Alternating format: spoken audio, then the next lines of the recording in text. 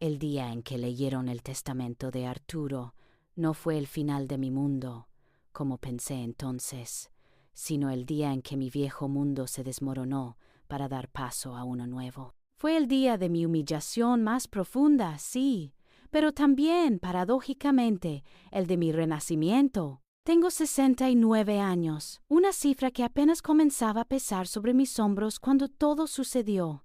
Durante 45 de esos años, mi vida estuvo inexorablemente ligada a Arturo. A su lado, cultivé la imagen de la esposa perfecta, la madre abnegada, la anfitriona impecable. Construimos juntos, o mejor dicho, él construyó y yo mantuve un imperio empresarial y una familia. Mis días transcurrían entre la supervisión de la casa, la organización de eventos benéficos, la atención a los hijos y, por supuesto, la presencia silenciosa junto a Arturo, siempre a su sombra. Me convertí, sin darme cuenta, en un mueble elegante pero apenas perceptible en mi propia vida, una figura invisible en mi propia casa. Mis hijos, Sergio y David, crecieron viéndome como una extensión de la logística familiar, una proveedora de comidas y ropa limpia, nunca como una mujer con voz o deseos propios. Mis opiniones rara vez se solicitaban, y cuando se ofrecían, a menudo eran desestimadas con una palmada en la mano y una sonrisa condescendiente de mi esposo o un suspiro impaciente de mis hijos. Había aprendido a tragarme mis palabras, mis ambiciones y finalmente una parte de mí misma. La muerte de Arturo llegó de forma repentina, un infarto fulminante que lo arrebató de este mundo sin una palabra de despedida. El vacío que dejó fue inmenso, no solo por la ausencia del hombre que había sido mi compañero durante casi medio siglo, sino por la repentina y brutal conciencia de mi propia falta de propósito. De repente ya no había un imperio que mantener para él, ni una sombra en la que refugiarme. Solo quedaban mis hijos, Sergio y David, y mi nuera, Jessica López, la esposa de David. Sus caras, durante el velorio y los días siguientes, eran una mezcla de dolor, sí, pero también de una expectativa voraz, casi insana. Podía sentir sus miradas escaneando el salón, calculando, sopesando. Sabía que no lamentaban solo la pérdida de un padre y esposo, sino la inminente distribución de una fortuna que creían les pertenecía por derecho. La tensión en el ambiente era palpable, densa como el humo de un cigarro antiguo que Arturo solía encender en su estudio.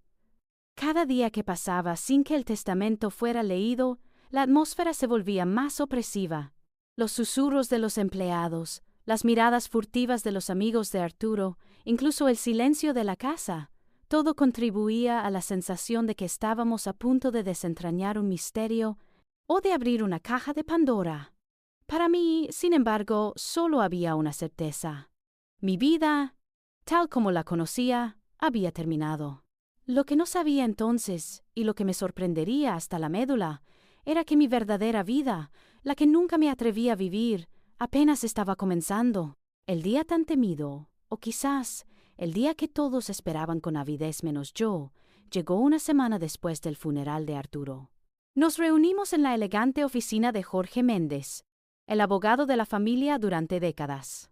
El ambiente era tan frío y formal como el propio Jorge, un hombre de maneras impecables y mirada penetrante que siempre me había parecido un enigma. Mis hijos Sergio y David estaban sentados frente a mí, con Jessica, la esposa de David, acurrucada a su lado. Los tres formaban un frente unido de impaciencia apenas disimulada. Sergio, el mayor, no dejaba de golpear ligeramente su pie contra el suelo, con el ceño fruncido en una mezcla de seriedad y una ansiedad que solo el dinero podía provocar.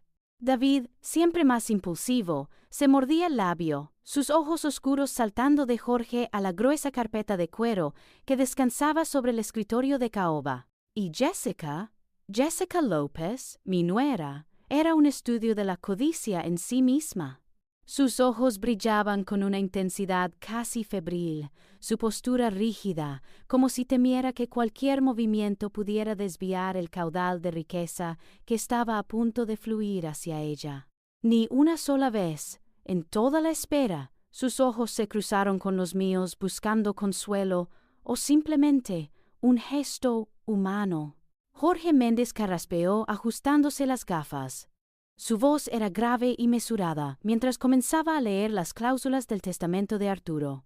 Los primeros párrafos eran formalidades, legados menores para empleados y algunas obras de caridad. Luego llegó el momento que todos esperaban. La atmósfera se tensó, cargada de una expectación casi irrespirable.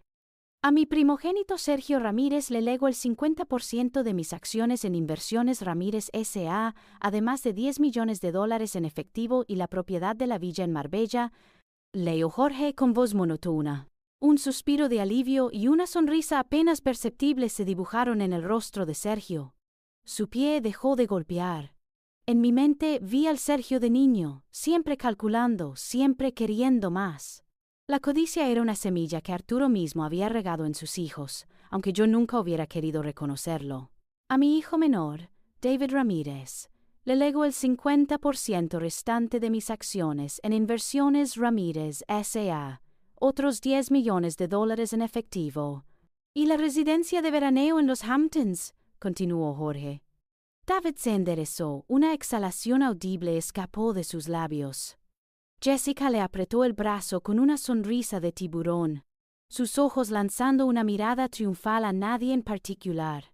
$20 millones, pensaba yo, que irían a parar en gran parte a financiar las adicciones que Arturo había intentado en vano ocultar. Un nudo se apretó en mi garganta, pero no de dolor por la pérdida de ese dinero, sino por la cruda realidad de lo que mis hijos se habían convertido. Los millones se repartieron entre ellos con la frialdad de un contable calculando números. Escuchaba los nombres de propiedades, cuentas bancarias, acciones, todo destinado a mis hijos y su vida de excesos, mientras yo me sentía encogerme en mi silla, una sombra más en la habitación. Sergio asintió con solemnidad. David apenas pudo contener su júbilo. ¿Y Jessica? Jessica era una estatua de triunfo. Ninguno me miró. Ninguno pareció recordar que la mujer que les había dado la vida, la que había cuidado de su padre, estaba sentada allí esperando su turno. Finalmente, Jorge Méndez levantó la vista de los papeles, sus ojos por primera vez se posaron en mí, aunque con una expresión indescifrable. «Y para Elena Ramírez», dijo, haciendo una pausa que pareció durar una eternidad, «su esposo, Arturo Ramírez, le ha dejado este sobre». Con un movimiento casi imperceptible, el abogado deslizó un sobre amarillento y visiblemente viejo sobre la brillante superficie del escritorio. Era un sobre de papel barato, arrugado en las esquinas, sin membrete, sin sello, sin dirección. Parecía sacado de un cajón olvidado, un objeto que uno guardaría por sentimentalismo sin valor real. 20 millones para cada uno de ellos, y para mí, un sobre que parecía haber sido despreciado incluso antes de ser entregado. Las risas ahogadas no tardaron en llegar. Sergio dejó escapar un resoplido incrédulo. David frunció el ceño en un gesto que oscilaba entre la sorpresa y el desprecio. Pero fue Jessica quien se atrevió a verbalizar lo que todos pensaban, con una carcajada aguda y desinhibida que resonó en la pulcra oficina. ¿Un sobre? ¿Para ella? Eso debe ser el recibo de alguna compra vieja. O peor, alguna tarjeta de felicitación sin valor. ¡Basura!, exclamó, con una descarada sonrisa de suficiencia que me apuñaló el corazón. La palabra resonó en mis oídos. ¡Basura! No eran los millones los que importaban en ese momento, sino la total y absoluta anulación de mi existencia, de mis 45 años de dedicación. En sus ojos, en la risa cruel de Jessica, en el silencio condescendiente de mis hijos, yo era eso, basura, una vieja, una inútil, una mujer que no merecía ni un solo dólar de la fortuna que mi esposo y yo habíamos construido. Sentí un calor vergonzoso subir por mi cuello y extenderse por mi rostro. Mi corazón martillaba contra mis costillas, un tambor sordo de humillación. Las lágrimas se agolparon en mis ojos, pero me negué a derramarlas. No les daría la satisfacción de verme llorar. No en ese momento. Apreté mis manos en puños bajo la mesa, mis uñas clavándose en las palmas. Levanté la vista y capté una mirada fugaz de Jorge Méndez.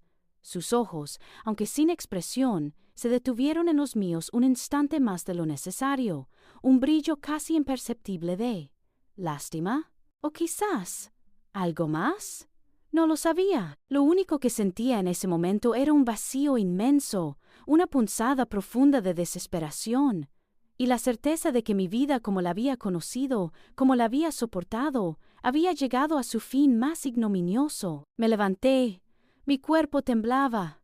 Tomé el sobre arrugado del escritorio, que ahora parecía quemarme los dedos, y salí de la oficina sin decir una palabra, dejando atrás las risas burlonas de mi nuera y el silencio cómplice de mis propios hijos. Salí de la oficina de Jorge Méndez, el sobre arrugado y humillante en mis manos temblorosas. Mis pasos resonaban huecos en el pasillo, pero las risas crueles de Jessica seguían taladrando mis oídos, y la palabra basura se adhería a mi piel como un sudario pegajoso. El aire de la calle, que antes me parecía indiferente, ahora me recibía con una bofetada helada de realidad. Subí al coche, un modelo que Arturo había elegido y que yo apenas conducía, y me puse en marcha hacia la casa. La distancia entre la oficina y mi hogar nunca me había parecido tan larga. Cada semáforo en rojo era un castigo, una oportunidad para que mi mente reprodujera una y otra vez la escena, la mirada de mis hijos, el triunfo en los ojos de Jessica. Al llegar a la mansión, que se sentía más como una jaula dorada que como un refugio, la encontré sumida en un silencio opresivo. Era una casa grande, llena de objetos caros y recuerdos de una vida que, en ese instante, se sentía vacía y sin sentido. Subí las escaleras, mis rodillas dolían, cada escalón era un esfuerzo. No me dirigí a la cocina ni al salón, donde solía pasar mis tardes, sino directamente a mi dormitorio, un espacio que siempre había sido mío, pero que ahora se sentía extrañamente ajeno. Me senté en el borde de la cama, la seda de la colcha fría contra mis dedos. El sobre seguía en mi mano, un trozo de papel que condensaba 45 años de mi vida en la peor de las burlas. El peso del sacrificio desvalorizado, de las palabras tragadas, de la invisibilidad autoimpuesta, se abatió sobre mí con una fuerza abrumadora. Me sentía pequeña, insignificante, una pieza desechable en el gran juego de la vida de Arturo y mis hijos. La desesperación me invadió, un torbellino frío que amenazaba con arrastrarme a la nada. ¿Qué sentido tenía todo? Mi lealtad, mi paciencia, mi amor que quizás nunca fue correspondido de la manera en que yo lo anhelaba. Quería arrojar el sobre al fuego, reducirlo a cenizas, borrar esa última humillación de mi existencia, pero algo me detuvo, una pequeña voz en el fondo de mi mente, que no había escuchado en décadas, me susurró que al menos debía saber qué basura había querido dejarme Arturo. Tal vez era una carta, un último intento de herirme o de justificarse. Mis dedos temblaron mientras rompía el sello rudimentario. No lo abrí con delicadeza, sino con una furia contenida, rasgando el papel amarillento sin cuidado. Dentro, no encontré una tarjeta de felicitación ni una factura vieja. Había varios documentos, doblados con precisión. Mis ojos, ya cansados por las lágrimas no derramadas, se esforzaron por enfocar. Eran extractos bancarios, pero no de cuentas locales, ni de las que yo conocía superficialmente. Las cabeceras eran desconocidas para mí. El lenguaje formal y las divisas mencionadas eran inusuales. Union Bancaire Privé Suiza. Leí en uno de ellos, con una fecha de apertura hacía casi 30 años. Luego otro y otro.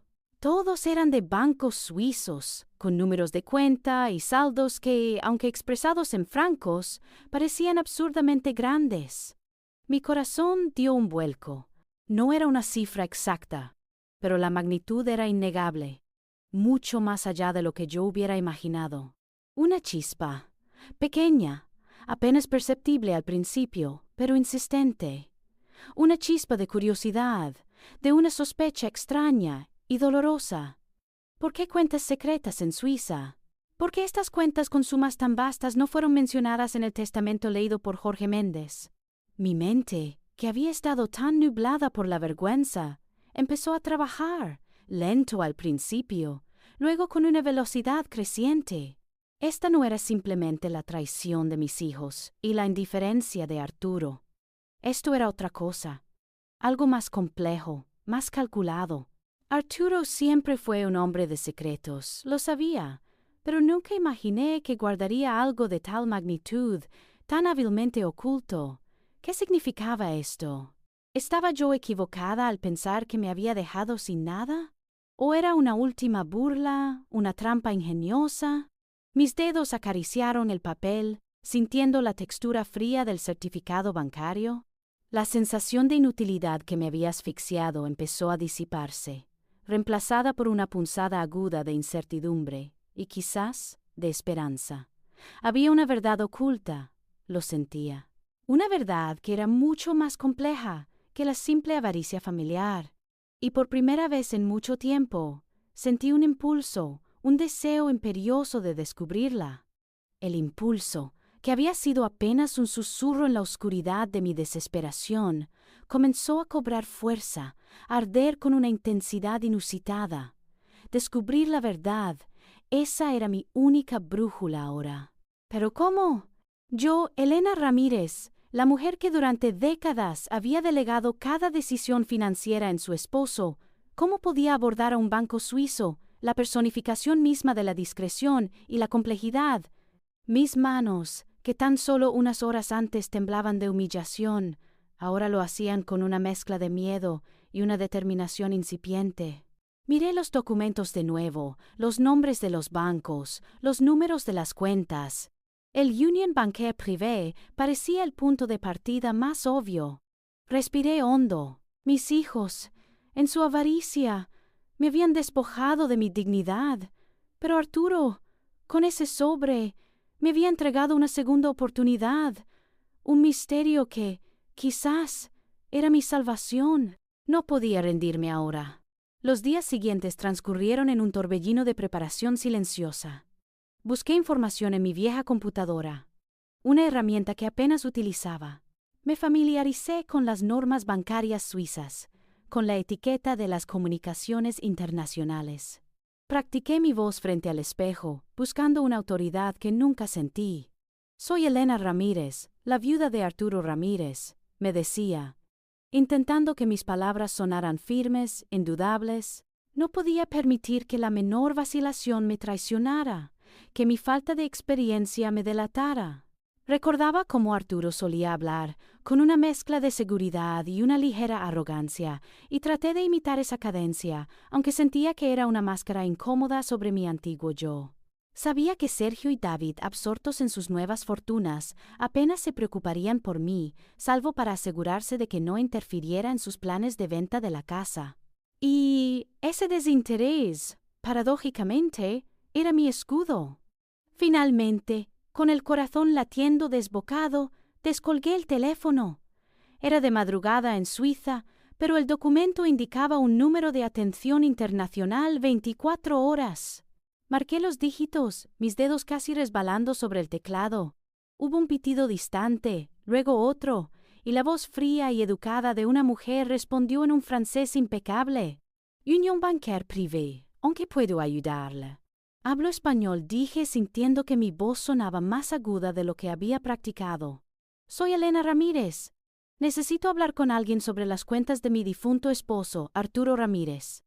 La mujer me pidió que esperara.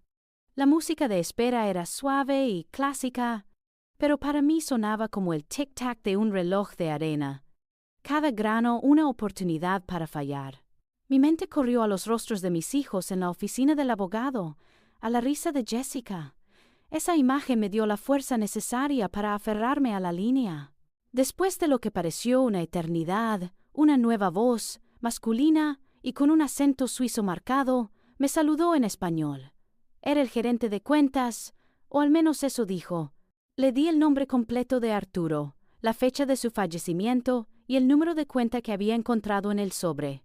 La conversación fue tensa, llena de preguntas de su parte, que yo respondía con la mayor precisión posible, aunque por dentro me sentía como si estuviera caminando sobre hielo delgado. Él me pidió detalles sobre mi relación con Arturo, sobre cómo había obtenido los documentos. Le expliqué, con la voz más serena que pude reunir, que Arturo era un hombre reservado y que me había dejado esos documentos en un sobre personal, una peculiaridad que, aunque inusual, no era impensable para él. Mi postura fue firme, la de una mujer que, aunque en duelo, estaba decidida a gestionar los asuntos de su esposo. Durante la conversación, mi teléfono móvil vibró 1, 2, 3 veces. Miré la pantalla. Eran llamadas de Sergio, luego de David. Los ignoré. Mi atención estaba completamente centrada en la voz al otro lado de la línea. Era el momento de mi vida, y ellos no lo entenderían, ni lo aprobarían. Finalmente, el gerente de cuentas carraspeó. Señora Ramírez, le confirmo que el señor Arturo Ramírez tenía varias cuentas con nosotros. También hay una caja de seguridad a su nombre. La última frase resonó en mis oídos. Una caja de seguridad. No solo cuentas, sino una caja de seguridad. La magnitud de esto no se me escapó. Arturo, un hombre que no dejaba nada al azar, que había planificado cada detalle de su imperio, ¿había depositado solo documentos de cuentas en un sobre? No. Una caja de seguridad era un indicio mucho más fuerte, un secreto más profundo, un testamento más allá del legal. Necesitará venir a Suiza para abrirla, señora Ramírez, añadió el gerente. Su tono se suavizó ligeramente. Quizás ante la formalidad del protocolo. Agradecí. Colgué el teléfono y me recosté en el sillón, el auricular todavía pegado a mi oído. Mis manos temblaban de verdad ahora, pero no por miedo, sino por la adrenalina. Tenía un pie en el umbral de algo enorme, algo que Arturo había orquestado con una precisión que desafiaba toda lógica. Esto no era una casualidad, ni una omisión, era un plan complejo, elaborado, que comenzaba a revelarse ante mis ojos asombrados. La basura de mis hijos se había convertido en la primera pieza de un rompecabezas, un mapa del tesoro oculto de mi difunto esposo. Y yo, la mujer invisible, estaba a punto de desenterrarlo. El viaje a Suiza fue un torbellino de emociones contenidas. Organicé todo con una meticulosidad que habría sorprendido a Arturo, y más aún a mis hijos. Reservé un vuelo de último minuto, pagando en efectivo lo que pude, y el resto con una de mis tarjetas de crédito personales que, afortunadamente, mis hijos rara vez comprobaban. Me excusé ante ellos con una vaga historia sobre una visita a una vieja amiga, sabiendo que su desinterés habitual sería mi mejor coartada. Llegué a Zúrich con un equipaje mínimo y un corazón que martillaba con una mezcla de anticipación y temor. En el banco, la formalidad suiza fue un bálsamo para mis nervios. Presenté los documentos, mi pasaporte, y respondí a cada pregunta con la aplomada seriedad que había practicado. El mismo gerente de cuentas con el que había hablado por teléfono, un hombre llamado Herr Schneider, me recibió. Sus modales eran impecables, su voz profesional y sus ojos discretamente escrutadores. Me guió a una pequeña sala privada, donde finalmente, tras una serie de procedimientos que me parecieron interminables, obtuve acceso a los detalles de las cuentas. Lo que vi en la pantalla del ordenador y luego impreso en una serie de informes me dejó sin aliento. Mis ojos, acostumbrados a ver números modestos en mis cuentas personales, se toparon con cifras que desafiaban toda comprensión. Millones, decenas de millones, cientos de millones. No solo en una cuenta, sino en varias, diversificadas, protegidas. Arturo no había acumulado una fortuna, sino un verdadero imperio financiero, y lo había escondido meticulosamente aquí, lejos de las garras de sus herederos designados. La suma total, cuando Herr Schneider la resumió en una hoja aparte, era de $200 millones. $200 millones. La cifra flotaba en el aire, tangible y, al mismo tiempo, irreal.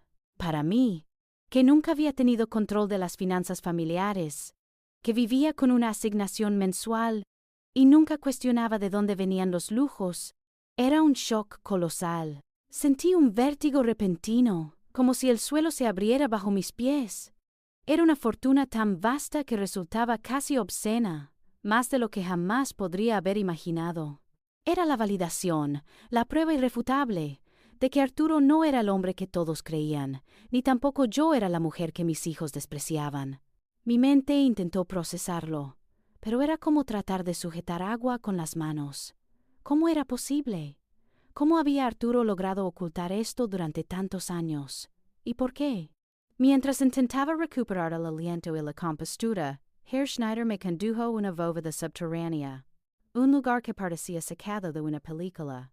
Pesadas puertas de acero se abrían con un siseo, revelando hileras de cajas de seguridad. La que buscábamos era discreta, sin ostentación. Me entregó una llave pequeña y pesada. Mis manos temblaron de nuevo, esta vez con una emoción que superaba el miedo.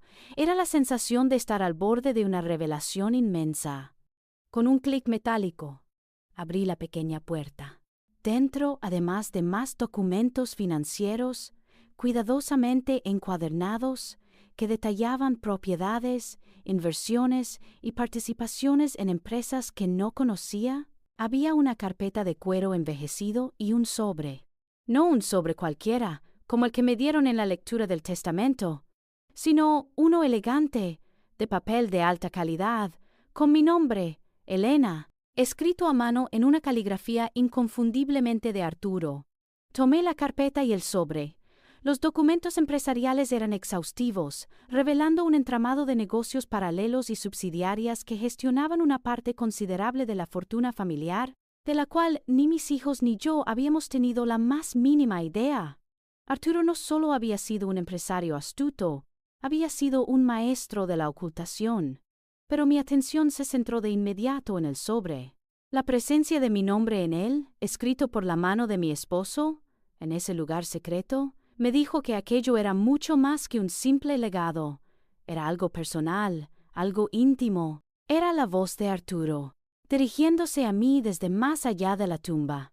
Y yo, Elena, la mujer que había vivido a la sombra, estaba a punto de escucharla. Me senté en la pequeña silla de cuero de la sala privada del banco, el sobre descansando pesado en mi regazo. Podía sentir el pulso martillando en mis sienes. Respiré hondo, tratando de aquietar el torbellino de emociones que me asaltaba. Rasqué el sello con cuidado, sin la furia que había sentido al abrir el primer sobre. Dentro había varias hojas de papel, escritas con la elegante caligrafía de Arturo. Era una carta, su carta. Mi querida Elena, comenzaba, y el corazón se me encogió. La familiaridad de su saludo, después de décadas de su distancia emocional, me golpeó con la fuerza de una ola. Si estás leyendo esto, significa que mi plan ha funcionado y que el testamento público ha sido leído. Sé que habrás pasado por la humillación más grande de tu vida, y por eso te pido perdón. Pero era necesario, era la única manera de que ellos bajaran la guardia. Mis ojos se empañaron. ¿Un plan? La humillación que sentí, la risa de Jessica, el desprecio de mis hijos, ¿todo fue parte de un plan? Una amarga ola de indignación me recorrió, mezclada con una curiosidad insaciable. Seguí leyendo. Sé que siempre fui un hombre de secretos, Elena, y este es el más grande de todos. Observé a nuestros hijos, a quienes amé con toda mi alma, pero vi cómo se desviaban, cómo la avaricia los consumía. Sergio, mi primogénito, el que pensé que continuaría mi legado, se convirtió en un ludópata empedernido. No solo dilapidaba su fortuna personal, sino que, en secreto, desvió millones de las aras de la empresa para cubrir sus deudas de juego. Documenté cada uno de sus movimientos, cada transacción fraudulenta, cada préstamo que ponía en riesgo el imperio que tanto me costó construir. David, mi hijo menor, cayó en las garras de la drogadicción, involucrándose con personas peligrosas. Su adicción lo convirtió en un títere, un peón en las manos de criminales. Tengo pruebas irrefutables de sus conexiones con una red de narcotráfico, registros de pagos y comunicaciones que lo incriminan profundamente. La mano que sostenía la carta temblaba violentamente. Mis hijos, mis propios hijos. Había intuido los problemas. Los había ignorado. Los había maquillado con excusas. Pero nunca había comprendido la profundidad de su caída. Arturo lo sabía. Lo había visto todo. Y Jessica. Y luego está Jessica López, tu nuera. Continuó la carta, la tinta pareciendo más oscura en esas palabras. Una mujer sin escrúpulos. Descubrí que ella no solo estaba al tanto de las actividades de Sergio y David, sino que los instigó, los manipuló. Ella fue la mente detrás del plan para declararte mentalmente incapacitada, para despojarte de tu casa y de cualquier vestigio de tu dignidad, creyendo que así tendrían control total sobre los bienes de la herencia que creían les pertenecía. Querían encerrarte en un hogar de ancianos, Elena. Querían borrarte.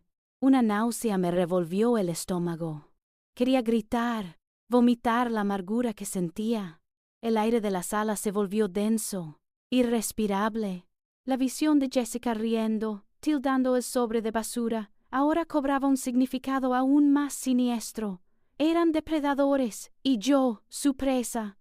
No podía permitirlo, Elena. Después de 45 años a mi lado, sacrificando tus propios sueños por mi ambición y la de nuestra familia, no podía verte destruida por la codicia de nuestros hijos.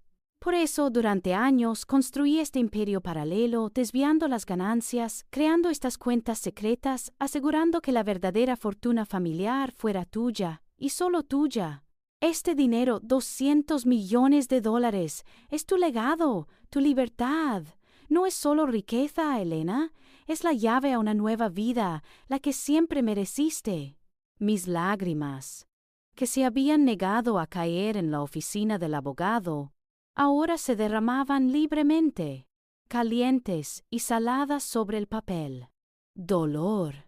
Dolor por la traición de mis hijos, pero también una punzada de algo parecido a la gratitud y una tristeza profunda por el hombre que fue Arturo. Había sido un manipulador, sí, un hombre que ocultó verdades por su propia razón, pero al final me había protegido. A su manera compleja, me había amado. La carta continuaba. Sé que esto es una carga inmensa y que no estás preparada para manejarla sola. Por eso he tomado precauciones. He contactado a Jorge Méndez, el abogado de la familia. Él es un hombre de principios y lealtad. Le he revelado la verdad. Le he entregado una copia de todas las pruebas que he recopilado contra Sergio, David y Jessica, así como las instrucciones para ayudarte a tomar el control de estas empresas. Él te guiará. Confía en él, Elena. Él sabe mi voluntad final, la que no pude dejar plasmada en el testamento público por la seguridad de la fortuna y, sobre todo, por tu seguridad. Jorge Méndez, su mirada fugaz en la oficina, la pausa prolongada. No era lástima, era complicidad. Era la confirmación de que yo no estaba sola, que Arturo, en sus últimos momentos, había tejido una red de protección a mi alrededor. La última frase de la carta era un ruego y una despedida. Sé fuerte, Elena. Sé la mujer que siempre supe que podías ser. Encuentra tu voz, tu propósito. Es tu momento. Y perdóname, si puedes, por todos mis silencios. Doblé la carta con cuidado. Las palabras de Arturo resonaban en mi mente, un coro de secretos y revelaciones. Ya no era solo una mujer humillada, una viuda despojada. Era la guardiana de una inmensa fortuna, la poseedora de verdades oscuras y la heredera de un plan maestro. La desesperación había desaparecido, reemplazada por una determinación fría y una sensación de empoderamiento, aterradora y eufórica a la vez. Mis hijos habían cavado su propia tumba, y Arturo, en un acto final de justicia retorcida, me había entregado la pala. Al regresar de Suiza, la mansión que antes se había sentido como una jaula dorada, ahora parecía el epicentro de una trampa silenciosa, y yo, su dueña, la presa designada. Las palabras de Arturo resonaban en mi cabeza. Querían encerrarte en un hogar de ancianos, Elena. Querían borrarte. Con esa verdad como un escudo invisible, cada rincón de la casa, Cada llamada telefónica, cada visita amable de mis hijos adquirió un nuevo y escalofriante significado. Ellos, ignorantes de mi descubrimiento y de los $200 millones que me esperaban, aceleraban sus planes con una voracidad que ahora me parecía grotesca. Las llamadas comenzaron de inmediato. Sergio, con su voz suntuosa, preguntaba si había estado durmiendo bien, si recordaba dónde había dejado las llaves, si la comida me sentaba bien. «Mamá, te noto un poco distraída últimamente», decía, su tono fingiendo preocupación. «Quizás es el duelo, pero debes cuidarte. Estamos pensando en ti». David, siempre más impetuoso, era menos sutil. Sus frases venían cargadas de insinuaciones. «A tu edad, mamá, es normal que las cosas se olviden. Necesitas más ayuda, lo sabes. No puedes vivir sola en esta casa tan grande». Y Jessica, mi nuera, era la maestra de la manipulación pasivo-agresiva.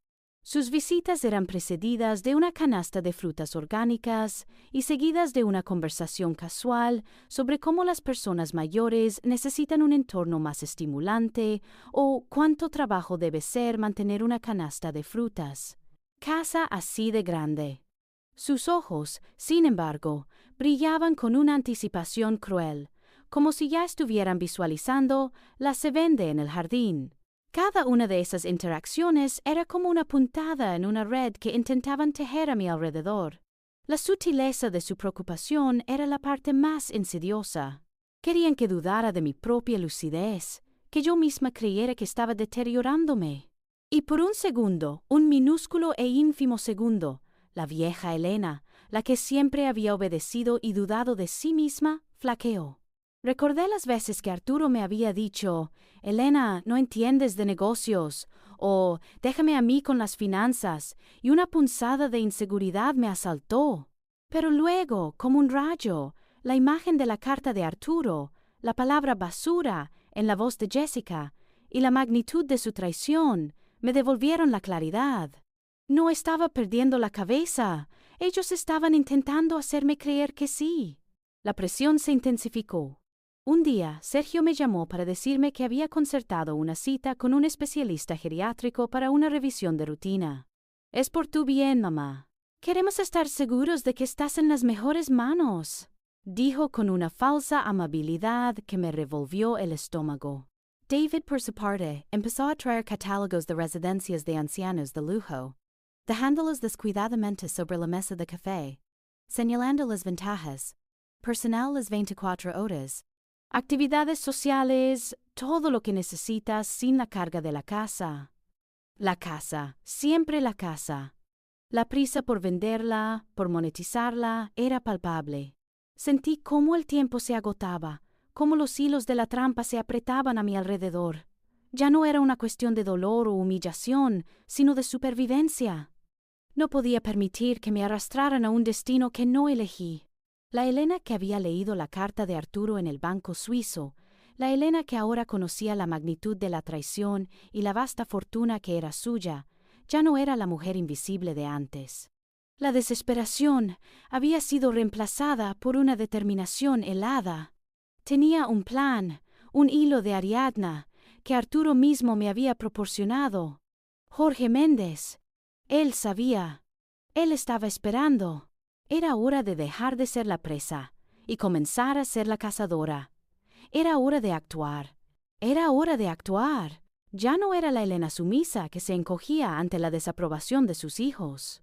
La carta de Arturo, el peso de los $200 millones y la amenaza inminente de ser borrada de mi propia vida habían encendido en mí una chispa que, al principio, creí extinguida para siempre. Mi siguiente paso era claro: Jorge Méndez. Arturo había dicho que él sabía, que él me ayudaría. Lo contacté con una discreción que me sorprendió a mí misma. En lugar de llamar a su oficina, busqué su número personal en un viejo directorio que Arturo guardaba. Mi voz, aunque aún un poco temblorosa, tenía una nueva autoridad cuando le pedí una reunión urgente, en un lugar donde nadie nos viera. Elegí un café pequeño y antiguo en un barrio poco concurrido de la ciudad, un lugar que recordaba a otra época, lejos del glamour ostentoso de mis hijos. Cuando Jorge llegó, puntual como siempre, su expresión era la de siempre, profesional, imperturbable. Pero al sentarse frente a mí, y antes de que yo dijera una palabra, sus ojos, antes tan indescifrables, me dirigieron una mirada que me aseguró. Era una mirada de reconocimiento, de complicidad, casi de alivio. Me confirmó, sin palabras, que la carta de Arturo no mentía. Señora Ramírez dijo, su voz suave y grave, apenas un murmullo, para que no nos oyeran los pocos clientes del café. Lamento profundamente el trato que recibió en la lectura del testamento. Sé que fue cruel, pero era, como su esposo había previsto, una parte necesaria. Le entregué la carta de Arturo y los documentos de las cuentas suizas. Él los revisó con una meticulosidad que denotaba su familiaridad con el contenido. Sus cejas apenas se alzaron ante las cifras astronómicas, lo que confirmó que ya conocía la magnitud de la fortuna oculta. Arturo siempre fue un hombre precavido, comentó, doblando la carta con cuidado. Me reuní con él hace unos meses. Me expuso sus preocupaciones sobre Sergio, David y la señora López. Me entregó copias de estas pruebas y un poder notarial para actuar en su nombre si era necesario, una vez que él ya no estuviera. Su deseo era que usted, y solo usted, tuviera el control. Sentí un escalofrío. Arturo había planificado todo hasta el último detalle, incluso mi humillación, pero había sido para protegerme. Esta revelación, lejos de disminuir mi dolor por su engaño, lo transformaba en una compleja gratitud. Jorge no solo confirmaba la lealtad que Arturo le había atribuido, sino que también demostraba su propia integridad al haber guardado el secreto hasta este momento. ¿Qué debemos hacer, Jorge?, pregunté, mi voz firme ahora, consciente de que no solo era una víctima, sino la dueña de un problema, y más importante, de su solución. Desplegó los documentos de Arturo sobre la pequeña mesa del café, transformándola en un campo de batalla.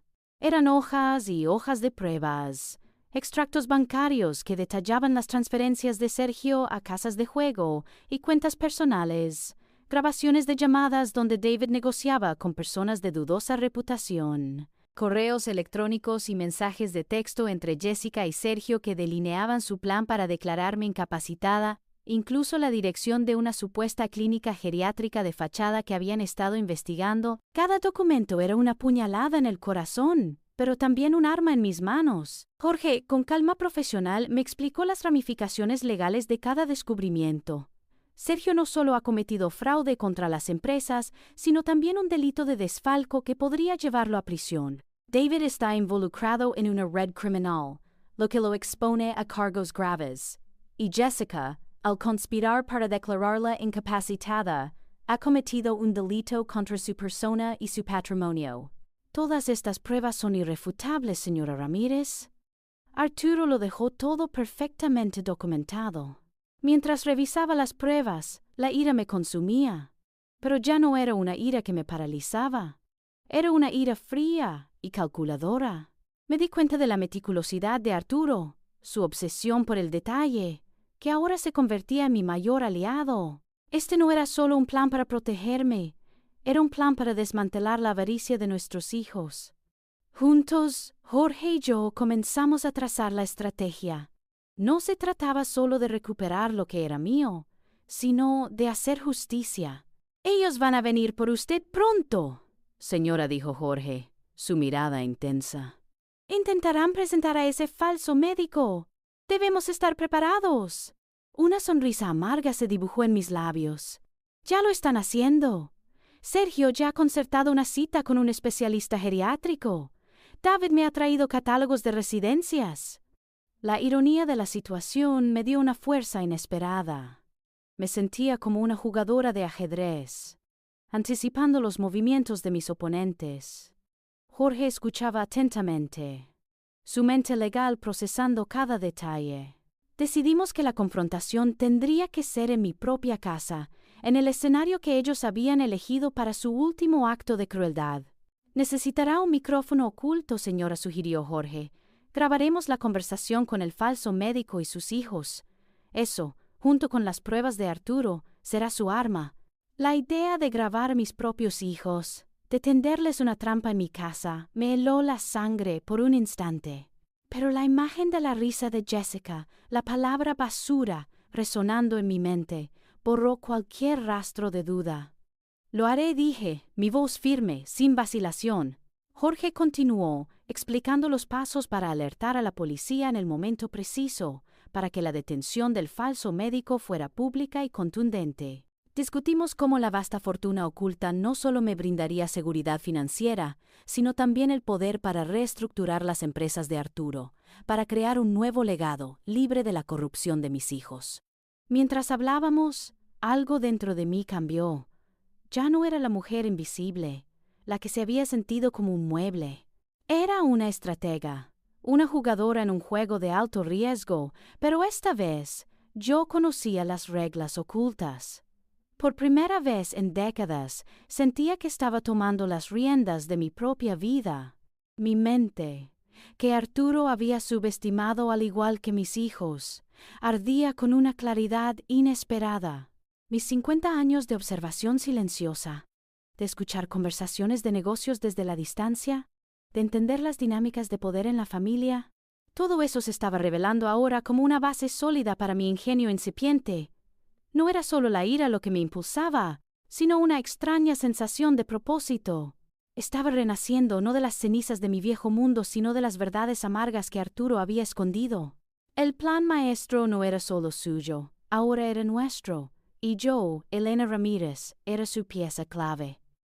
La mansión, que había sido el escenario de mi vida invisible, ahora se preparaba para ser el campo de batalla de mi renacimiento. El plan estaba trazado, los hilos de la trampa que ellos creían tejer para mí se estaban convirtiendo en la red que los atraparía a ellos. La grabadora, pequeña y discreta, estaba oculta bajo el cojín del sillón donde tenía previsto sentarme, lista para capturar cada palabra, cada mentira, cada confesión. Mi corazón latía con un ritmo constante y frío, sin la desesperación de antes, sino con la determinación de una gladiadora que conoce su arma. La hora acordada llegó con una precisión escalofriante.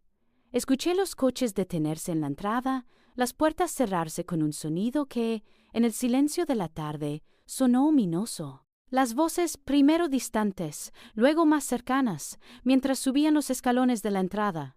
Sergio, David y Jessica. Y por supuesto, el especialista geriátrico que Sergio había concertado por mi bien. Me levanté del sillón en el salón, alisando mi vestido de lana. Mi postura era erguida, mi rostro, una máscara cuidadosamente construida de cansancio y resignación, ocultando el fuego que ardía en mi interior. Cuando entraron me encontré con la mirada hipócrita de Sergio, el ceño fruncido de David y la sonrisa depredadora de Jessica. A su lado, un hombre de unos 50 años, de complexión delgada y con un maletín de cuero en la mano, se presentó con un nombre rimbombante. Dr. Morales, señora Ramírez. Un placer. Su traje era impecable, su actitud condescendiente. Gracias por venir, doctor, dije. Mi voz apenas un susurro, lo suficientemente débil para la actuación, pero lo suficientemente clara para registrarse. Luego miré a mis hijos. ¿Qué considerados son al preocuparse tanto por mi salud? Sergio se apresuró a tomar la palabra. Mamá, sabes que solo queremos lo mejor para ti. El doctor Morales es una eminencia. Solo queremos asegurarnos de que estés bien, especialmente después de todo lo que ha pasado. David asintió con gravedad, mientras Jessica se cruzaba de brazos, sus ojos escudriñándome con una impaciencia apenas contenida.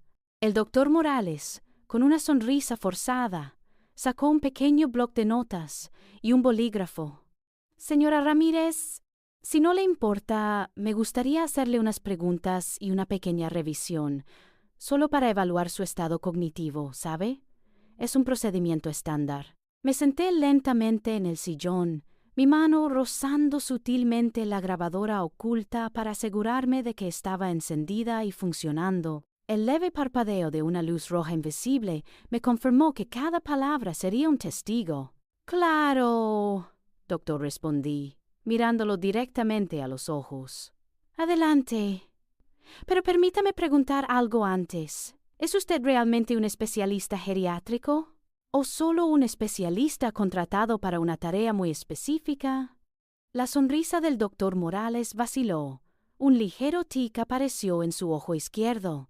Mis hijos se miraron entre sí, incómodos. «Señora Ramírez, no entiendo su insinuación. Soy un médico certificado», comenzó, su voz perdiendo un poco de su aplomo. «¿De verdad?», lo interrumpí mi voz, antes susurrante, ahora clara y afilada como un cuchillo. «Porque tengo entendido que los médicos de verdad tienen un título universitario reconocido, un número de colegiado y un historial clínico.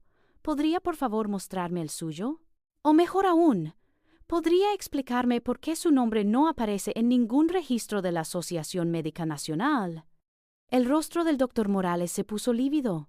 Sergio y David se levantaron de sus asientos, alarmados. Jessica dejó escapar una risita nerviosa. «Mamá, ¿qué estás diciendo?», exclamó Sergio, su voz teñida de verdadera confusión y algo de ira. «No tiene sentido». «Claro que lo tiene», Sergio dije, y por primera vez mi máscara de cansancio se resquebrajó para revelar una determinación gélida. «Tiene todo el sentido del mundo para un hombre que se presta a una farsa tan vil. ¿No es así, señor Morales? O debería decir, señor falso médico, ¿verdad?» El hombre tragó saliva. Sus ojos buscaron una salida, cualquier rendija por donde escapar. Estaba acorralado. «No sé de qué está hablando», balbuceó, intentando recuperar la compostura, pero su voz temblaba. «Oh, lo sabe. Y mis hijos también lo saben». Mi mirada barrió a Sergio, David y Jessica, quienes ahora me observaban con una mezcla de shock y creciente terror. «Saben perfectamente por qué lo trajeron aquí. Para certificar mi incapacidad mental, ¿no es así? Para declararme senil, para tildarme de loca, y así poder internarme en un asilo y vender mi casa. ¿No es ese el plan, Jessica? ¿Borrar a la vieja, como te gusta decir a mis espaldas?» La boca de Jessica se abrió y cerró sin palabras, su rostro pálido de furia y miedo. Sergio estaba petrificado y David se había encogido en su asiento como un niño pillado en una travesura grave.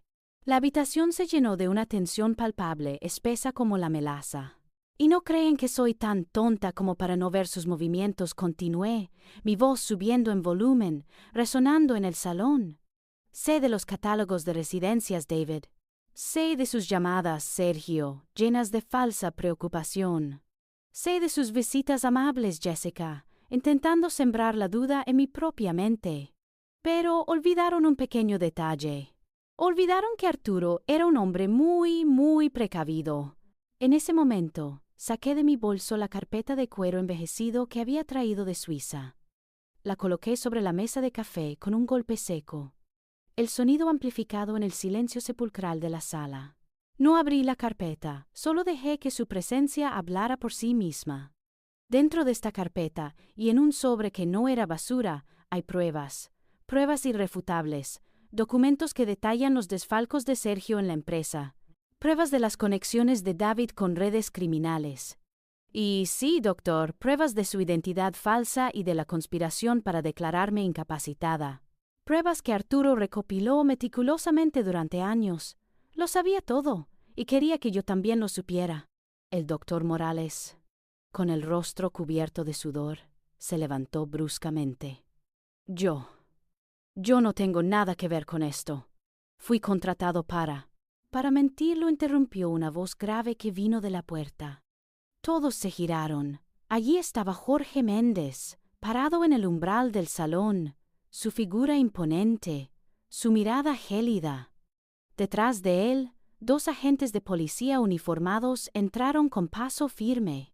«Agentes», dijo Jorge señalando al falso médico, «este hombre se ha hecho pasar por un profesional de la salud con la intención de cometer fraude y conspiración contra la señora Elena Ramírez. Tenemos pruebas contundentes de su delito». y de los de sus cómplices. El doctor Morales intentó salir corriendo, pero los agentes lo interceptaron rápidamente, lo esposaron sin resistencia, su rostro una máscara de pánico y derrota. Mis hijos, Sergio y David, y Jessica, se quedaron mudos, sus rostros desfigurados por el horror y la incredulidad. Su plan, tan cuidadosamente orquestado, se había desmoronado ante sus ojos, no por un desliz, sino por la mano firme de la mujer que ellos habían despreciado. La presa se había convertido en la cazadora, y ellos, ahora, eran los que estaban atrapados. El estruendo de las esposas al cerrarse resonó en el salón, un sonido metálico que sellaba el destino del falso doctor Morales. Mis hijos, Sergio y David, y Jessica, observaron la escena con los ojos desorbitados, como si un rayo hubiera caído en medio de nuestra lujosa alfombra persa. Sus rostros, antes llenos de burla y superioridad, ahora estaban descompuestos, sus bocas entreabiertas en una mezcla de horror e incredulidad. Habían sido testigos de cómo su meticuloso plan se desmoronaba en segundos, revelando la fragilidad de su propia ambición. Uno de los agentes se llevó al ya no tan doctor Morales, mientras el otro se quedó, su presencia silenciosa, una confirmación de mi autoridad. El ambiente se volvió pesado, cargado de la vergüenza y el miedo de mis hijos. Respiré hondo, el aroma a desesperación era casi palpable. Era mi momento. Mi voz, cuando hablé, era de una calma helada. Cada palabra una losa de mármol que caía sobre el silencio. Ahora, hijos míos, y tú, Jessica.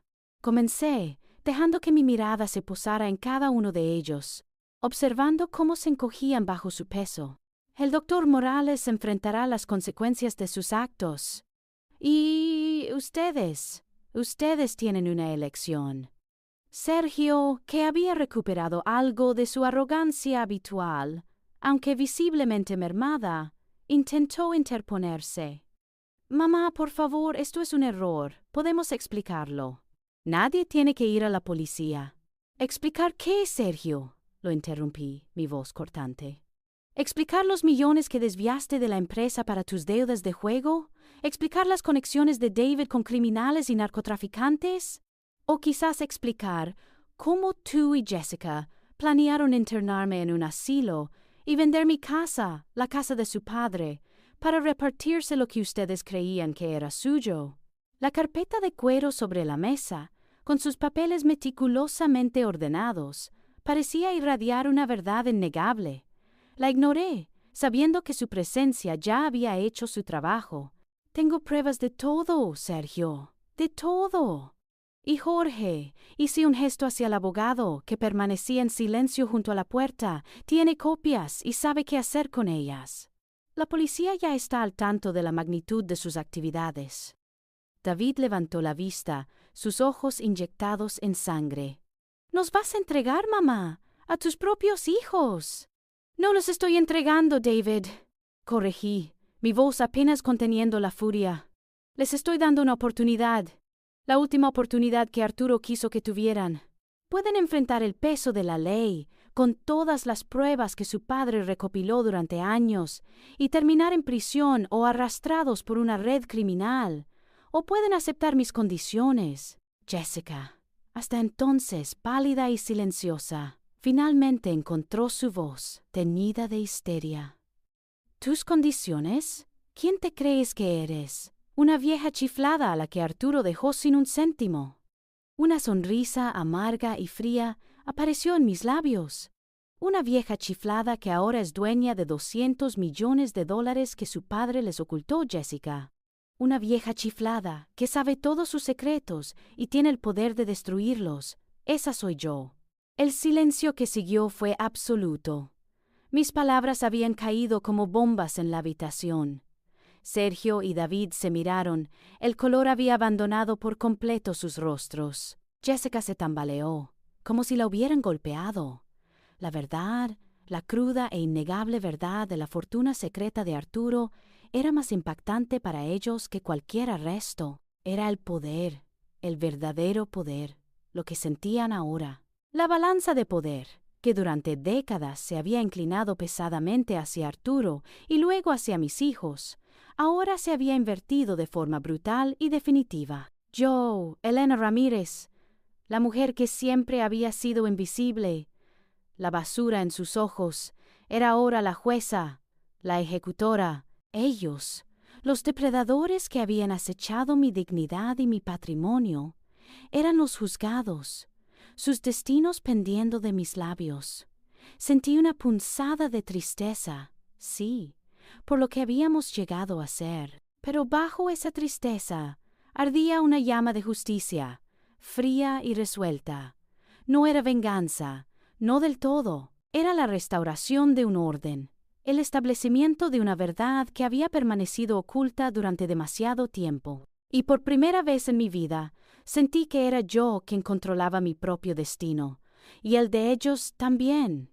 Mis palabras, la verdad brutal de los $200 millones ocultos y mi inquebrantable determinación habían logrado lo que el arresto del falso médico no pudo, un silencio absoluto, una petrificación que se apoderó de Sergio, David y Jessica.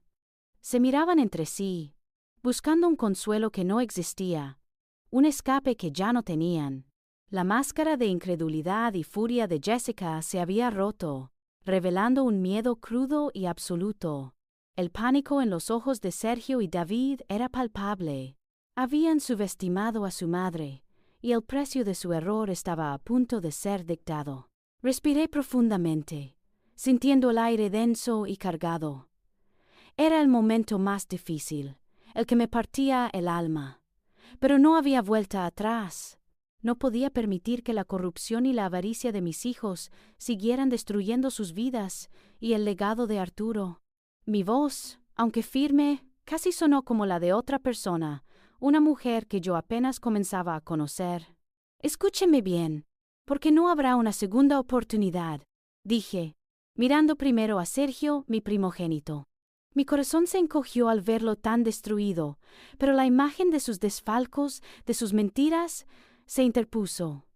Sergio, te doy una elección.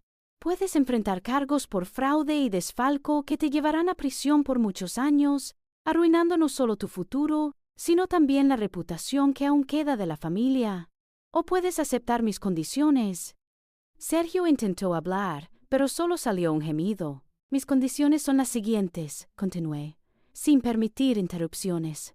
Renunciarás a tu cargo en Inversiones Ramírez S.A. inmediatamente. Entregarás todas las acciones que Arturo te legó en el testamento público y te comprometerás a trabajar como obrero en una de las constructoras de la compañía. Desde abajo, Sergio, desde el fondo.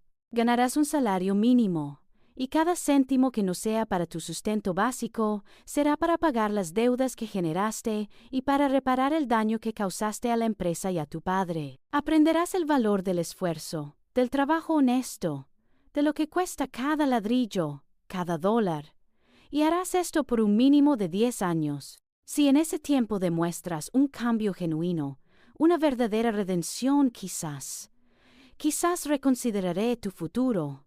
Pero si te desvías un ápice, si reincides en tu ludopatía, si intentas manipular o desfalcar de nuevo, todas las pruebas irán a la policía sin dudarlo, ¿entendido? Sergio parpadeó, el rostro pálido. La propuesta era un golpe brutal a su ego, a su estilo de vida, pero la alternativa era la prisión. Él asintió lentamente, sus ojos llenos de lágrimas de rabia y humillación. No era una aceptación de corazón, lo sabía, pero era un inicio. Luego mi mirada se posó en David. Su rostro, surcado por la desesperación, era un espejo de su adicción. El dolor era aún más agudo aquí. David, tu situación es la más delicada. Empecé, mi voz suavizándose solo un poco, apenas perceptible. Tus conexiones con esa red criminal te ponen en un peligro mortal. La ley podría ser severa, pero también podrían darte una oportunidad si cooperas. Mi condición para ti es clara. Ingresarás a un centro de rehabilitación de primer nivel, no por unas semanas, sino por el tiempo que sea necesario para tu completa recuperación. Durante tu estancia, colaborarás plenamente con la policía y las autoridades federales para desarticular la red de drogas en la que te involucraste. Entregarás toda la información que posees, todos los nombres, todas las ubicaciones. Enfrentarás tus demonios, David, tanto los internos como los externos. Tu vida depende de ello, y la vida de otras personas también. Si te niegas, te denunciaré a las autoridades y te dejaré a tu suerte. Si cumples y te rehabilitas de verdad, te ayudaré a construir un futuro, te ayudaré a encontrar un propósito. David sollozó, su cuerpo temblaba. Esta no era una elección entre dinero y prisión, sino entre la vida y una muerte lenta, o quizás rápida. Miró a Sergio, luego a mí. Sus ojos se llenaron de una mezcla de resentimiento y una pizca de esperanza moribunda. Él también asintió, las lágrimas surcando su rostro. Era un sí silencioso, un asentimiento forzado por el terror y la desesperación. Finalmente me giré hacia Jessica. Su postura era de desafío, pero sus ojos estaban llenos de pánico.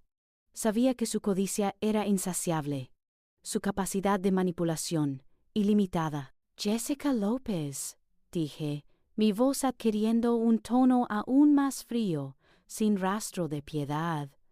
Tú no eres mi sangre, y tu traición fue la más vil. No solo instigaste a mis hijos, sino que planeaste declararme incapacitada, robar mi casa, borrarme de la existencia. Por eso, no tendrás parte en la fortuna de la familia Ramírez. Los ojos de Jessica se abrieron de par en par. Pero soy la esposa de David. Me corresponde por ley. No puedes hacerme esto. Sí puedo, Jessica, la interrumpí, mi voz helada. David y tú se divorciarán. El abogado Jorge Méndez se encargará de los trámites. No recibirás ni un céntimo de la fortuna familiar, ni de las empresas, ni de las propiedades. Lo que te llevaste hasta ahora de David, lo habrás perdido todo cuando él se reintegre. Te quedarás con lo que hayas podido acumular por tu cuenta, si es que lo hay. Si te opones o intentas cualquier maniobra legal para impugnar esto, te aseguro que haré públicas todas las pruebas de tu conspiración, de tus manipulaciones, de tu papel en la vida de mis hijos. Y te prometo que no quedará ni un rápido rastro de tu reputación. ¿Prefieres eso? ¿Ser una paria social y legalmente o desaparecer discretamente de nuestras vidas? El rostro de Jessica se contrajo en una mueca de puro odio, pero también de derrota absoluta. Su ambición, su motor principal, se había convertido en su mayor vergüenza. Las palabras no le salían. Era la derrota total, sin apelación. Sabía que no tenía opción. Bajó la mirada. El silencio de su rendición resonó en la habitación. El policía que quedaba se aclaró la garganta. «Señora Ramírez, ¿quiere que se los lleven a la estación para una declaración formal?» Cerré los ojos por un instante, sintiendo el peso de todas estas decisiones. El dolor era inmenso, un nudo apretado en mi pecho. Eran mis hijos, a pesar de todo. Pero también eran responsables de sus actos, y yo, su madre, debía ser la que los enfrentara a la verdad. «No, agente», dije, abriendo los ojos y fijando mi mirada en ellos. Ellos han tomado su decisión. Ya saben el precio de su redención. El agente asintió, profesionalmente. Se despidió de Jorge y salió, dejando el salón sumido en un silencio ensordecedor. Mis hijos, los tres, permanecieron inmóviles, como estatuas de sal, con sus vidas destrozadas y reconstruidas en cuestión de minutos. Los vi, no con satisfacción, sino con una mezcla de tristeza y una fría determinación. Estas eran las consecuencias, los pasos necesarios, no solo para mi futuro, para mi libertad, sino, quizás, para el suyo también. Era el final de su reinado, el fin de la ilusión que habían construido sobre mi invisibilidad, y el comienzo, aunque doloroso, de una nueva oportunidad para todos. Las secuelas de aquella confrontación en mi salón fueron tan silenciosas como devastadoras. Sergio, David y Jessica se marcharon como sombras, dejando tras de sí un vacío cargado de humillación y la promesa de un futuro incierto. Sé que Sergio, con su orgullo herido y su ambición desmedida, encontró insoportable la idea de trabajar como obrero, pero la amenaza de la prisión era un peso mayor. Lo imaginaba, con su ropa de marca cubierta de polvo y sudor, intentando aprender el oficio que siempre había desdeñado. Me dolía pensar en el sufrimiento de mi primogénito, pero sabía que era un dolor necesario, el inicio de una purga para su alma. David, por su parte, ingresó en el centro de rehabilitación que Jorge Méndez había dispuesto. Las noticias eran escasas y dolorosas al principio. Los demonios de la adicción no se rendían fácilmente. Me informaron de su resistencia inicial, de los altibajos emocionales, pero también de los primeros pasos hacia la cooperación con las autoridades. Su camino sería el más arduo, no solo luchando contra una enfermedad devastadora, sino enfrentándose a los peligros de una red criminal. Mi corazón de madre se debatía entre la esperanza y el miedo, pero la firmeza de mi decisión no flaqueaba. Esta era su única oportunidad de una vida verdadera. ¿Y Jessica? Jessica desapareció. Jorge me confirmó que los trámites de divorcio estaban en marcha y que, tal como le había prometido, no recibiría un céntimo de la fortuna. Su silencio era su propia rendición. Mientras mis hijos comenzaban sus respectivos calvarios, yo me enfrentaba a un desafío diferente: las empresas de Arturo. Durante 45 años, mi vida se había limitado al ámbito doméstico y social, a la sombra de un hombre que manejaba los negocios con mano de hierro. La idea de tomar las riendas de un imperio empresarial, del que solo conocía su fachada, me abrumaba. Mis primeras visitas a las oficinas fueron un ejercicio de inseguridad disfrazada. Los ejecutivos, hombres y mujeres en su mayoría más jóvenes que yo y con años de experiencia, me observaban con curiosidad, incredulidad y una pizca de condescendencia. Era la mujer invisible, ahora sentada en el despacho principal. Pero no estaba sola. Jorge Méndez, el aliado inesperado que Arturo me había legado, se convirtió en mi sombra, mi mentor. Me guió a través de los complejos informes financieros, me explicó las dinámicas del mercado, me presentó a los contactos clave, escuchaba atentamente, absorbía cada detalle, cada consejo, y, sorprendentemente, no era tan ajeno como había pensado. Décadas de escuchar a Arturo hablar de negocios en la cena, de hojear revistas económicas sin entender realmente los gráficos, de observar las interacciones en eventos sociales. Todo eso había quedado latente en mi mente.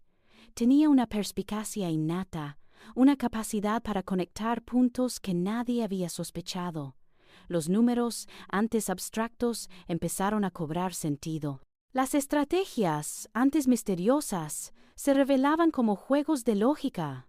La primera medida que tomé fue una auditoría exhaustiva de todas las empresas.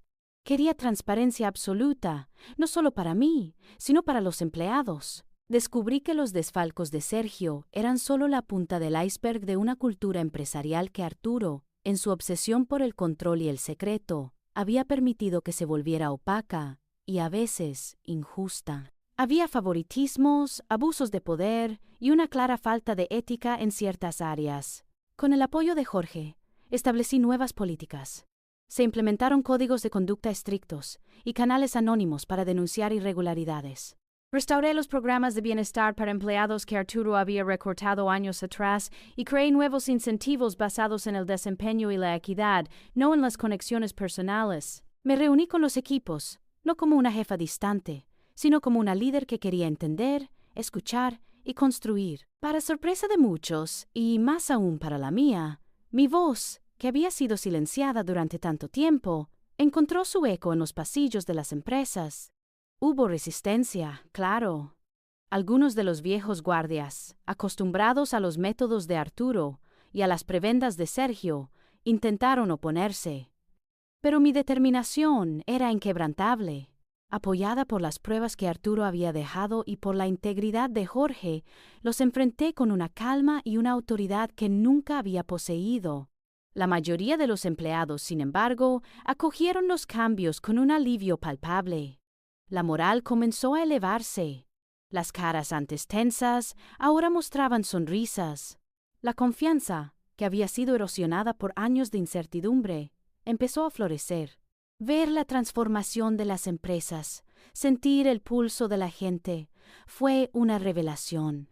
Descubrí en mí una capacidad de liderazgo, una astucia para los negocios y una pasión por la justicia social que me eran totalmente desconocidas. La Elena de 69 años, que había sido tildada de basura, estaba construyendo algo nuevo, algo propio. No solo restauraba el imperio de Arturo, lo estaba reinventando, dándole un alma, un propósito más allá de la mera acumulación de riqueza. Ya no era solo una viuda herida, sino la arquitecta de un nuevo amanecer, y esta vez el sol brillaba directamente sobre mí. Mientras el imperio de Arturo florecía bajo mi nueva dirección y mis hijos lidiaban con las consecuencias de sus actos, una sensación extraña comenzó a crecer en mi interior. Había encontrado mi voz en los salones de reuniones, había demostrado una astucia que yo misma ignoraba, y las empresas, despojadas de la corrupción, comenzaban a respirar un aire nuevo de ética y prosperidad. Mi mente, que había estado tan ocupada en reconstruir, ahora encontraba un momento de calma para reflexionar. Y en esa calma me di cuenta de algo fundamental: acumular más riqueza, por muy limpia que fuera, ya no era suficiente. Había algo más profundo que necesitaba sanar, no solo en mí, sino en el mundo que me rodeaba. Mi propia experiencia, el recuerdo punzante de la humillación en la lectura del testamento, la risa de Jessica, la palabra basura, el plan para declararme incapacitada y el miedo paralizante que me invadió antes de encontrar la fuerza para contraatacar. Todo eso había dejado una marca indeleble. Esa Elena invisible, la que se sintió descartable, había resurgido con una fuerza feroz, pero no podía olvidar de dónde venía. Me preguntaba cuántas mujeres, en silencio, estaban pasando por lo mismo, cuántas eran ignoradas, maltratadas o abandonadas en el ocaso de sus vidas, sin una carta de Arturo ni un Jorge Méndez que las rescatara.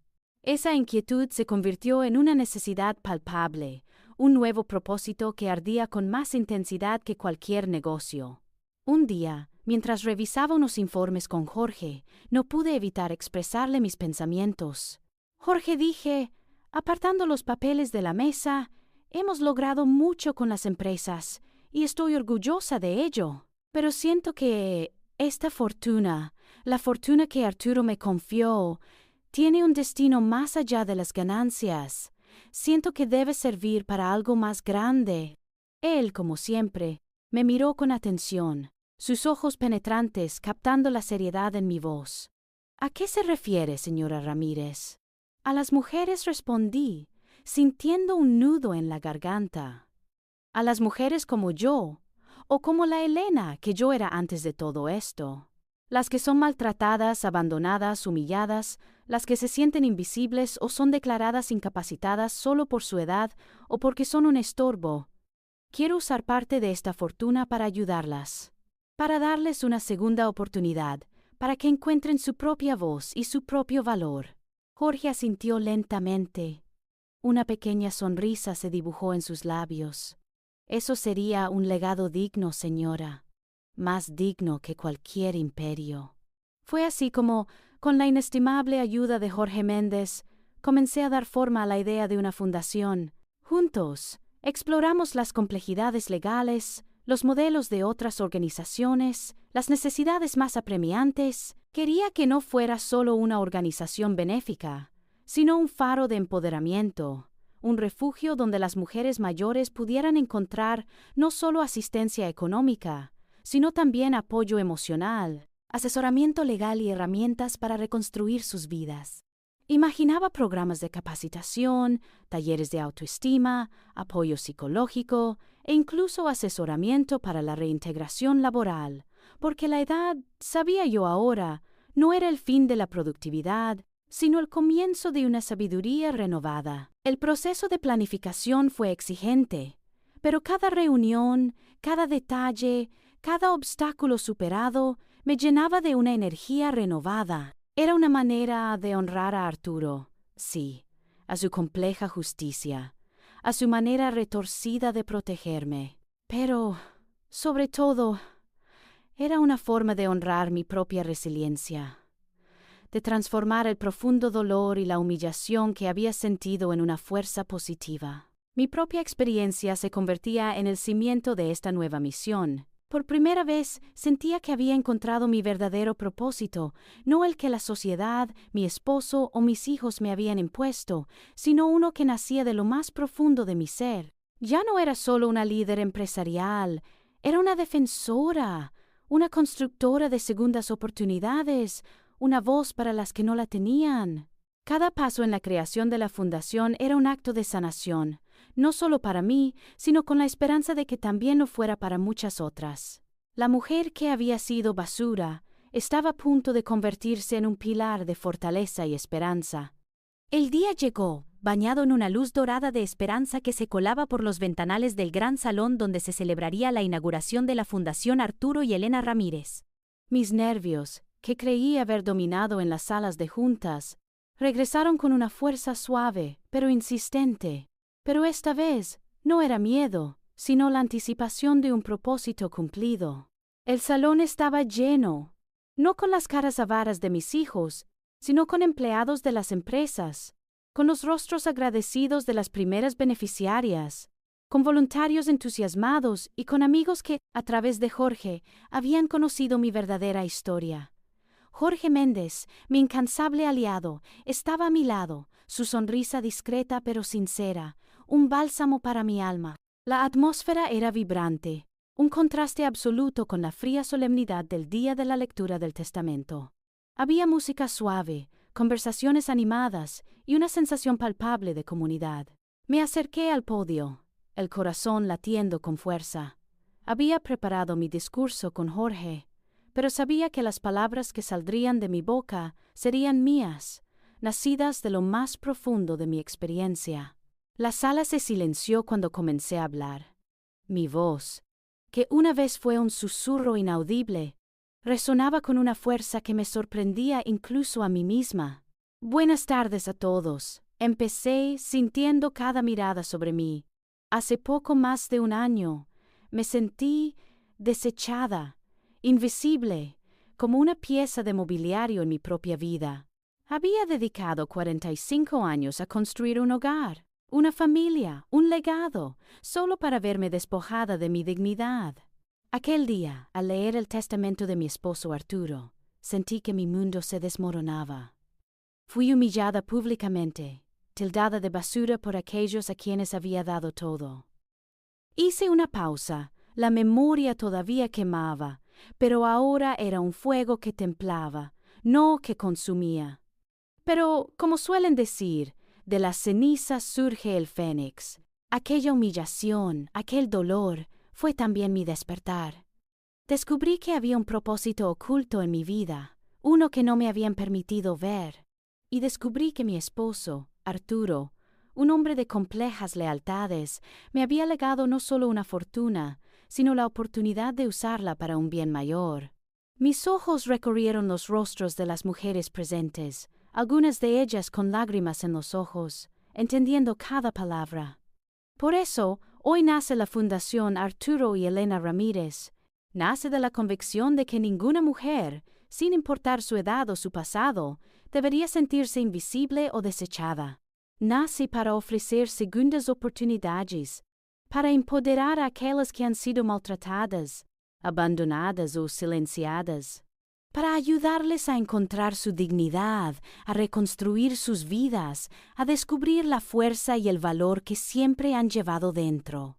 Esta fundación es un testimonio de la resiliencia humana, continué, mi voz cargada de emoción. Es una promesa de que incluso en los momentos más oscuros, la esperanza puede resurgir. Es la prueba de que el amor, la justicia y la dignidad siempre prevalecen. No solo estamos construyendo casas, estamos construyendo futuros. No solo estamos brindando apoyo, estamos restaurando almas. Esta es nuestra oportunidad de cambiar el mundo, una mujer a la vez. Al terminar, un silencio reverente llenó la sala por un instante, antes de estallar en una ovación atronadora. La gente se puso de pie, aplaudiendo con una energía que me llenaba el alma. Las lágrimas, esta vez de orgullo y profunda gratitud, finalmente se deslizaron por mis mejillas. Me sentí completamente presente, completamente vista, completamente yo misma. Mientras la recepción continuaba y la gente se acercaba a felicitarme, sentí una mano en mi hombro. Me giré, esperando ver a Jorge, pero era una figura más alta, más familiar. Sergio. Estaba de pie frente a mí, vestido con un traje sencillo, muy distinto a los de marca que solía usar, y su rostro, aunque aún mostraba signos del arduo trabajo y la humildad forzada, tenía una expresión de sinceridad que nunca le había visto. Sus ojos, antes llenos de avaricia, ahora reflejaban una mezcla de arrepentimiento y, para mi asombro, un orgullo genuino. Mamá dijo, su voz áspera, como si no estuviera acostumbrado a usarla con tanta emoción. La mano que había puesto en mi hombro ahora se movía, con una torpeza tierna, para secar una de mis lágrimas. «¡Lo has logrado! ¡Realmente lo has hecho!» Me quedé mirándolo, la sorpresa y el dolor agridulce luchando en mi corazón. Esta era la primera vez que lo veía desde la confrontación en el salón. «¡Sergio!», murmuré, apenas capaz de hablar.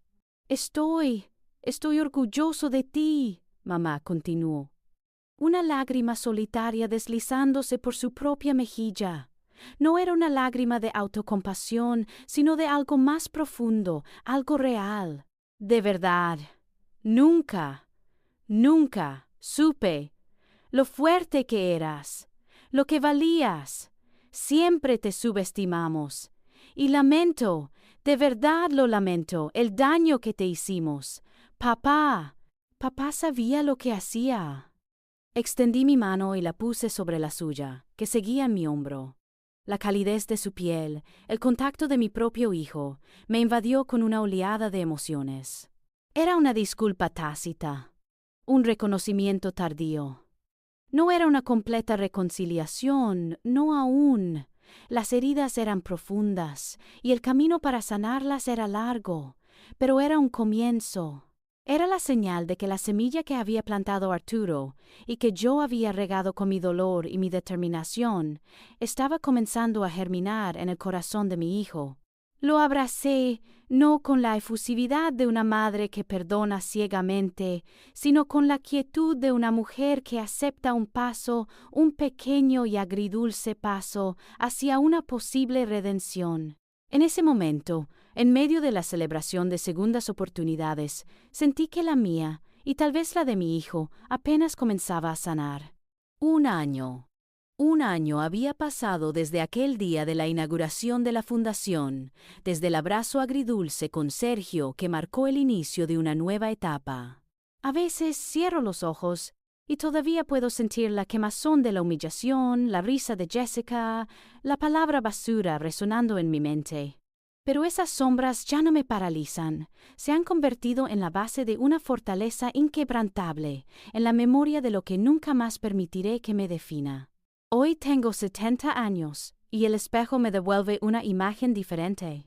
Ya no soy la mujer invisible, la sombra de Arturo, sino Elena Ramírez, con arrugas que hablan de batallas ganadas, con una mirada que irradia determinación y sabiduría. Las empresas de Arturo, que una vez fueron un nido de avaricia y desfalco, prosperan bajo mi liderazgo. Con Jorge Méndez a mi lado y un equipo renovado que comparte mis principios de transparencia y equidad, hemos no solo recuperado el terreno perdido, sino que las hemos expandido con una ética que el viejo Arturo nunca imaginó. Los beneficios crecen, sí, pero lo más importante es el ambiente que se respira, el respeto, la lealtad y la sensación de que cada empleado es una parte valiosa de un todo. He descubierto en mí una perspicacia para los negocios que nunca pensé poseer, una habilidad para tomar decisiones firmes y justas que ha sorprendido a muchos y más a mí misma. Y luego está la Fundación Arturo y Elena Ramírez. Es mi mayor orgullo, el verdadero legado de mi renacimiento. En este año hemos ayudado a cientos de mujeres mujeres que se sentían tan invisibles como yo alguna vez, a recuperar su dignidad, a encontrar una vivienda segura, a acceder a asesoramiento legal y psicológico, y a descubrir su propia fuerza. Cada historia de éxito, cada mujer que se levanta y se empodera, es un bálsamo para mi propia herida, la prueba tangible de que el dolor puede transformarse en propósito. Mi propósito. Mi hijo David, rehabilitado, transformado. Hoy es uno de los pilares de la fundación. Sus ojos, que antes estaban inyectados en sangre y nublados por la desesperación, ahora brillan con una luz clara y serena. Ha pasado por un infierno, sí, y las cicatrices permanecen, pero las ha convertido en sabiduría. Trabaja incansablemente, con una empatía que solo alguien que ha caído tan bajo puede poseer, ayudando a otros a superar sus propias adicciones y a reintegrarse a la sociedad. Ha sanado sus heridas al curar las ajenas, y nuestra relación, que pensé perdida para siempre, ha encontrado un nuevo cimiento de respeto y amor incondicional. Sergio, mi primogénito, también ha encontrado su camino. Ha cumplido su penitencia en la constructora, ladrillo a ladrillo, y ha demostrado un cambio genuino. Su orgullo, antes una cadena, ahora es una motivación para el trabajo honesto. Ha ascendido a supervisor, ganándose el respeto de sus compañeros y superiores no por su apellido, sino por su esfuerzo y su liderazgo. Nuestra relación es distinta. Ya no hay la intimidad de antes, pero hay un entendimiento tácito, un respeto mutuo que nunca habíamos tenido. A veces me visita en la fundación no para hablar de negocios, sino para ver el impacto de lo que hemos construido.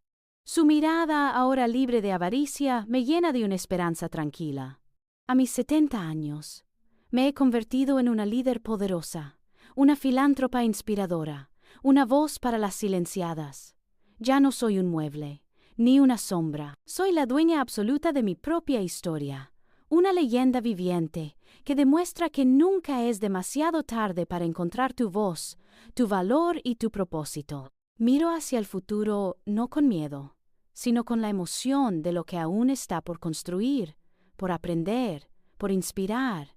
La vida a veces nos humilla hasta la médula, nos despoja de todo, solo para que podamos descubrir quiénes somos realmente, para que podamos resurgir, más fuertes y más luminosas que nunca. Y ese, creo yo, es el más grande de todos los legados.